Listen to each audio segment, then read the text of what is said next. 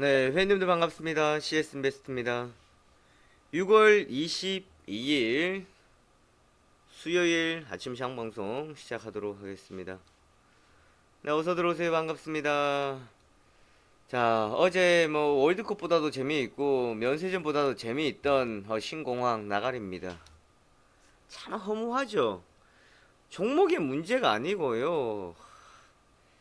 사실 이것 아니면 A 아니면 B, A, B 아니면 C, 뭐 C 정도는 생각이 있을 수도 있었습니다만은 이미 예전에 그때 나가리 한번 됐잖아. 2006년도부터가 시작해가지고 그죠? 이번에는 뭐 어떤 결론 내릴 걸 생각을 했었는데 이거는 좀 아니었다라는 겁니다. 네, 뭐 어디 하나라도 되더라도 됐어야지.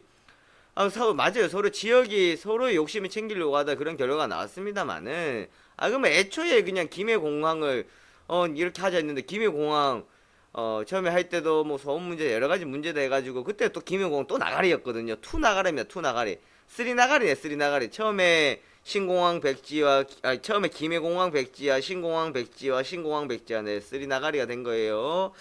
자, 이렇게 됐다라는 건데, 우선은 저는 생각하기에는 이제 종목들 바라보는 포인트가 좀 달라질 거예요. 요 내용은 제가 좀 이따 말씀드릴게요. 얘네는 상당히 강합니다. 뭐, 두월이나 새우글로벌 같은 경우 이미 올라갔던 자리가 많았기 때문에, 당연히 한 방 예약을 할 거예요. 그런데 새롭게 공략으로 떠오를 수가 있는, 재료가 있다라는 겁니다. 자, 이 재료가 무엇이냐? 자, 요거는 제가 이따 장중에 설명을 드리도록 하겠습니다.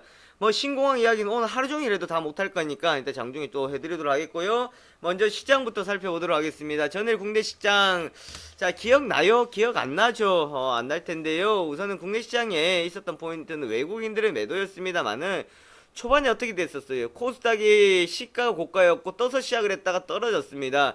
자, 코스피 같은 경우에도 좀 초반에 좀 주춤하는 모습이었거든요. 그럼 왜 이렇게 주춤하는 모습들을 보여줬냐?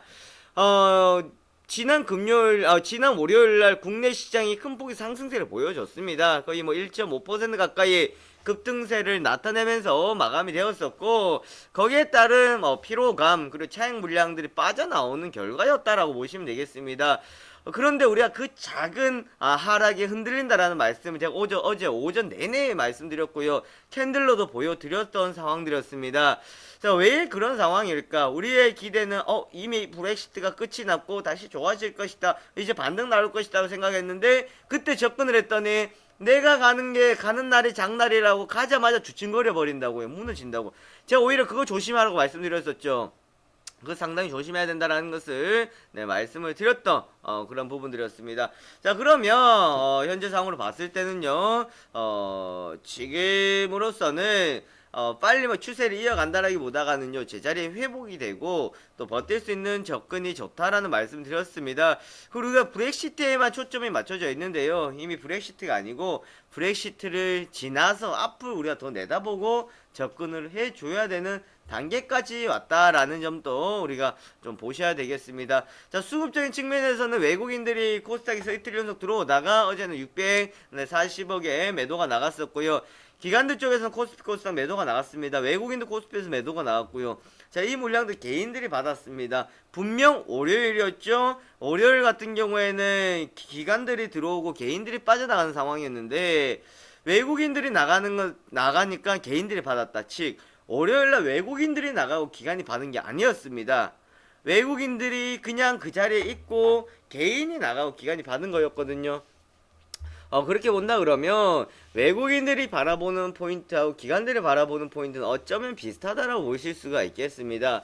자, 외국인들은 지금 상황에서 여기서 이제 한번 대형주도 올라왔으니까 조금 정리하고 가자라는 생각들이 되겠고요. 기관들 역시 또 밑에서 한번 잡아놨지만 월요일날 잡은 것에 비해서 어느 정도 올라왔잖아요. 그럼 여기는 크게 무리하지 말자라는 그런 포인트로 보시면은 되겠습니다. 자, 그렇게 참고하시면 될 것 같고요. 자, 원달러 환율 4원 20전 하락을 해서 마감이 되는 상황들이었습니다. 원화의 강세가 나타났었다라고 보시면 되겠고요. 뭐 어제 수급적인 큰 흐름 보다가는 뭐 삼성전자의 지속적인 강세가 나타났었고 대형주들의 흐름들을 이어가지 못했다라는 점을 보시면 되겠습니다. 자, 먼저 20일 미국 시장이나 이렇게 해외 시장을 보시면은 좀 하락하는 모습을 나타냈었다라는 거였습니다. 그만큼 뭐 시장이 브렉시트가 끝난다고 하더라도 지금 앞으로의 경제에 대한 부분에 관심이 많다라고 보시면 될 것 같고요. 하지만 대체적으로는 지금 브렉시트가 아닌 남아 있을 것이라고 예상을 많이 하고 있는 포인트를 보시면 되겠습니다. 자, 코스피 지수 한번 보세요. 라인 꺼 놨던데 저 동그라미 쳤던 라인 보세요. 딱 저기에 또다시 멈춰져 있습니다. 그것은 뭡니까? 언더슈팅이 나왔던 것을 다시 올려줬다라는 겁니다. 자, 지난 금요일날 제가 말씀드렸다 한번 생각해 보십시오. 추가적으로 만약에 이번 주에 하락을 한다 그러면 그 자리는 어떤 자리라고요? 때려잡고 주워 담아야 되는 자리라고 말씀드렸습니다. 그죠? 근데 안 내려왔었어요. 내려왔으면 어떻게 된 자리라는 겁니까? 빠르게 반등이 나올 수 있는 자리가 되었다라는 겁니다. 그런데 내려오지 않았다라는 것을 볼 수가 있겠다. 그만큼 아래에서 언더슈팅이 되었다라는 거 제가 올라간 것이 아니라 그랬고요. 제자리로 돌려놓았다라고 말씀을 드렸었던 상황들이었습니다. 제자리로 돌려놓았던 흐름이었다라는 거 참고하시면 되겠고요.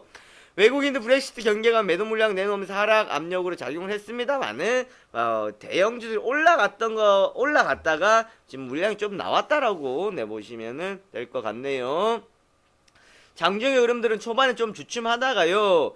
어떻게 해서 돌아세워졌냐면 어제 전체적인 수급을 봤을 때는 외국인들이 선물하고 현물에서 들어온 게 아니었습니다. 단지 매도 물량 좀 줄여줬었는데요.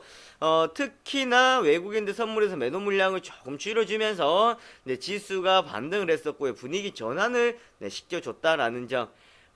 조금 약할 것이다라고 생각을 했었는데도 그 약한 것에 대해서는 우리가 느끼는 것은 상당히 강하게 느꼈습니다만은 시장은 그래도 나름 잘 견조하게 흘러가지고 있다라는 거. 어제 특징주로는 삼성 SDS 주가 부양 시에 자사주 매입하지 않기로 했다라는 것을 밝혔습니다. 중간 배당 실시하지 않기로 했다.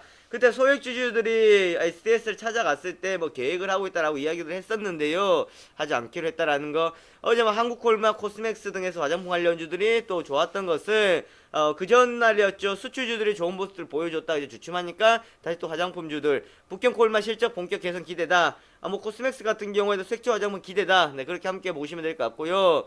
한진해운 지금 어려운 길을 걷고 있습니다. 한진이나 현대나 참 힘든 상황이다라고 보시면 될 것 같고요. 쌍방울 중국 유아청 국제 여행사와 부동산 사업 공동투자 합의다. 쌍방울 같은 경우 제주도 리조트 사업이다. 광림 인수하고 여러 가지 반기문으로 엮이고 하는 것들은 많이 있습니다만은 이건 역시 또 저는 생각합니다. 주가를 움직일 수는 있겠습니다만은 역시 테마에 불과하다라는 거. 자, 진원생명과학입니다. 어제 우리 회원님들 시초가에 우선 물량들을 한번 수익 실현하면서 봤던 종목 중에 하나였는데요. 단기인데 단기로 접근하는 게 아니다라는 말씀드렸어요. 지카 바이러스 DNA 백신 임상 시행 계획 미국 FDA 승인했다 최초로 되었다라는 소식에 어제 강세를 보여줬습니다. 바로 이러한 것들이 매매다라는 거.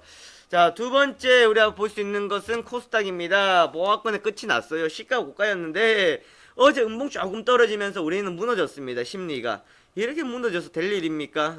이렇게 해서는 안 된다라고 보시면 되겠고요. 상단 매물대가 있겠습니다만은 전날 상승했었기 때문에 상승에 따른 피로감 차익 물량들이 빠져나왔다라고 보시면은 되겠습니다. 여기에서 단기적인 큰 조정의 틀을 보기보다가는요, 아무래도 밑에서 위에서 올라왔고 밑에서부터 한번 반등 나왔으니까 좀 차익 물량들도 나오고 여기서 물량들의 압박을 상하방에 경직인 상황입니다. 그러니까 위로도 쉽지 않고 아래로도 그렇게 쉽지 않은 상황들이다라고 보시면 될 것 같고요. 자, 우리가 주식시장에서 가장 많이 쓰는 이야기들은 뭐냐면 조정이다라고 하는데요. 과연 조정의 기준이 뭔가요? 조정의 기준이 뭐예요? 자, 이 종목 조정받는 것 같아요. 내가 매수하면 조정받는 것 같으면 떨어지면 뭐라 그럽니까? 하락하는 과정이었다 그러고 올라가면 조정이었다 그러죠. 안 그렇습니까? 그러면 떨어졌다가 올라가면 되는데 떨어질 때 조정이라고 이야기하고 있으면서도 과연 들고 있을까? 조정이라는 함정에 빠지시면 안 됩니다. 어느 정도의 외국인들 매도가 나갔습니다만 외국인들이 매도가 나간 것에 비해서 상당히 강했습니다. 그 부분 참고 하시면 되겠고요. 거기다가 어제 또 보시면은 최근 이제 하락의 흐름을 많이 걸었던 OLED나 이제 삼성페이나 이러한 종목들 쪽에서 자리들을 좀 잡아주고 있는 모습이다라고 보시면 되겠고요. 외국인들 매도가 나갔고 기관들 또 우선 매도가 나갔습니다. 기관들은 엊그제도 그랬습니다. 코스피에서 매수가 들어오면서 코스닥에서는 매도가 빠져나가는 모습이었다라는 거. 자, 어제 초반에 상승했다가 떨어졌다가 마지막에 보세요. 자, 떨어졌죠. 회복시켰죠. 한번 시키려고 했던 자리 회복시키고 처음에 못 가고 이 자리를 눌러줘 다시 갔다는 거예요. 그러면 지금 흐름은 나름 견조하다라고 보시면 될 것 같습니다. 자, 어제 코스닥 특징주 우선은 신공항이죠. 두월산업 대표적으로 볼 수 있는데요. 영남과 신공항 미랑선전 기대감이었는데 자, 백주야였습니다. 그리고 뭐 코스닥 다 할 것 없이 다 이야기한 뭐 새우글로벌 두월산업 등 해가지고 여러 종목들이 지금 백주야가 되었던 상황들이었는데요. 자, 제가 어제 장중에도 말씀드렸잖아요. 이러한 것들은 어떤 결과를 사실 생각할 수 없는 거다. 단지 이것을 왜 우리가 보고 가야 되는 건지 어떻게 하고 가야 되는 건지 제가 말씀드리잖아요. 저는 참 다행이었다고 생각하는 게 우리가 특수건설 같은 경우에도 뭐 다른 걸로 들어갔지만 철도가 터져서 올라왔어요. 자, 그리고 한국선제 같은 경우에도 어제도 어떻게 했어요? 제가 올라오고 난 뒤에 처음에는 하고 그 다음에 한 번 더 올라갔지만 처음에 파동 나올 때 뭐를 잡고 가라. 매수가 보유선 잡고 가라. 매수가면 철저하게 정리하고 가라. 그리고 근데 내려가다 또다시 올라갔어요. 근데 그것을 또다시 올라가는 것을 대응하지 못하고 있는다 그러면 큰일 나는데 제가 하나 이따 장중에 중요한 걸 한번 말씀드릴게요. 왜 제가 한국선제를 선택하는지도 다시 말씀드리도록 하겠습니다. 저희가 어제 장중에 우리가 추천 나갔던 것을 다 클리어를 하고 다 정리를 하고 갔는데 다시 한번 설명드릴 거예요. 왜 다시 한번 우리가 한국선제를 봐야 되는 포인트가 있는지 이건 제가 설명드리도록 할 겁니다. 자, 그래서 오늘 철도주가 아니라 이 신공항 관련돼 가지고 우리가 다시 한번 좀 파헤치고 세력들의 흐름에 대해서 말씀드리도록 하겠습니다. 오늘 전국의 핫타 선수들 다 몰릴 겁니다. 핫타 선수들 예전 같았으면 하한가 2방짜리인데요. 지금은 이제 하한가 한 방 30%잖아. 그렇죠? 그러면 이거는 뭐 미친 듯이 한번 풀로 들어옵니다. 제가 그랬잖아. 한번 들어오게 되어 있습니다. 오늘 핫타 선수 다 몰리는데 그거 하나 먹으려고 하지 마세요. 그리고 올라오더라도 조금 올라왔다 그냥 거기서 끝내버립니다. 오리엔트 전공 그리고 삼진 어제 강세를 보여줬었던 상황들이었고요. 텔콤 뭐 이러한 종목들 우선 어제 관심들을 시장에서 받았었습니다. 특징적인 이슈였고요. 그리고 뭐 전기차 관련주들 나왔었어야 되겠죠. 전기차 관련주들. 코스피 같은 경우에도 삼성 SDI, LG화학 이제 전기차 어제 우리 아침에 다뤄줬습니다만은 어제 장중에 있었던 흐름들을 우리가 다시 한번 봐야 되겠죠. SDI도 좀 아래꼬리 달고 양봉 전환해줬고 LG화학도 조금 만회해줬습니다만 약한 모습이었고요. 자, 코스닥 쪽에서도 전기차 관련주들이 어제 급락을 보여주는 모습이었습니다. 뭐 오늘 아침에 나온 뉴스로 봤을 땐 7월달에서 10월달 다시 한번 이제 시도를 한다라고 이야기들은 나와주고 있다라는 점 참고하시면 될 것 같고요.